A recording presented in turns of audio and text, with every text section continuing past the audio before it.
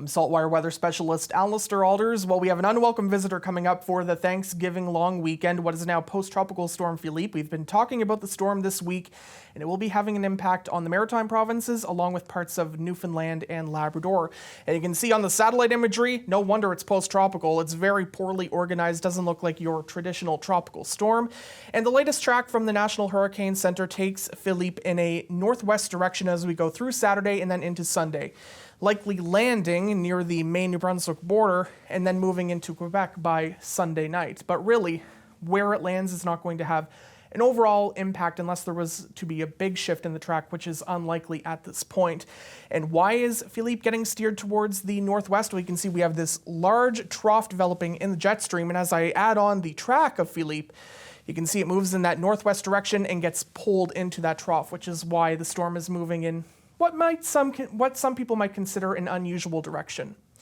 Now, as we take a look at the weather timeline, because I know a lot of people have Thanksgiving weekend plans, traveling, dinners, so let's plan out when we will expect the worst impacts. And you can see Saturday, not too bad, just increasing cloudiness, no rain in the immediate forecast, but late in the afternoon through the evening, we'll likely start to see some of that rain arrive in southwestern Nova Scotia. And as we go through Sunday evening and into the overnight hours, that rain will move into New Brunswick and as well fill into western and central areas of Nova Scotia.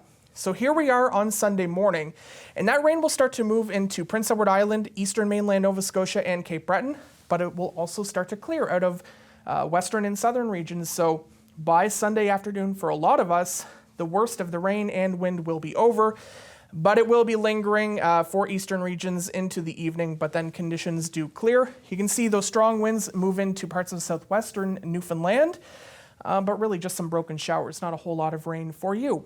So as we take a look at the wind impact, you can see widespread across the Maritimes. Peak winds will be sustained 20 to 40, except possibly 40 to 60 along exposed coastlines. And we'll have peak wind gusts generally in the range of 70 to 90 kilometers per hour. Some exceptions, though, including in western New Brunswick, northwestern New Brunswick, where more so likely in a range of 50 to perhaps 70 kilometers per hour. As well, I've highlighted a number of red areas, including along the Atlantic coast of Nova Scotia, perhaps the Fundy Coast in the valley, certainly the Fundy Coast in New Brunswick, as well parts of eastern New Brunswick, exposed coastlines in PEI, and western Cape Breton. This is where we could see winds top 90 or even 100 kilometers per hour. Some modeling showing that winds may top 110. I think that is more unlikely right now, although the lay sweat winds could reach or exceed 110 kilometers per hour between Marguerite Harbour and Bay St. Lawrence. So keep that in mind.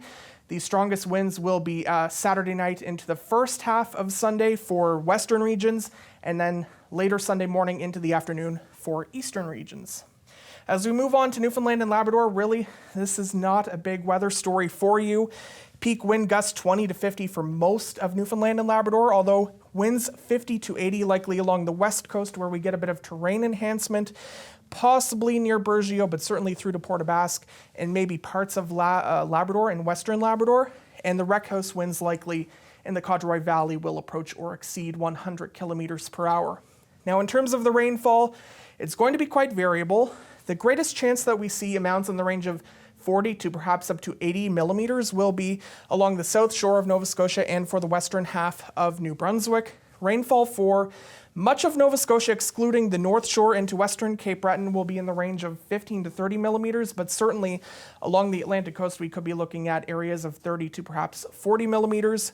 But along the north shore, much of eastern New Brunswick and PEI, looking at a general 5 to 15 millimeters.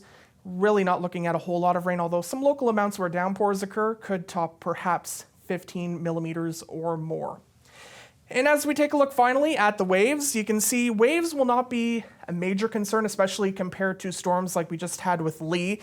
But along the Atlantic coast of Nova Scotia, wave heights of around 3 to 6 meters are in the forecast. So just keep that in mind if you are near a coastline this weekend. Do exercise caution. Generally, for the rest of us, 1 to 3 meter waves. And those waves subside as that storm gets absorbed into the trough over Quebec.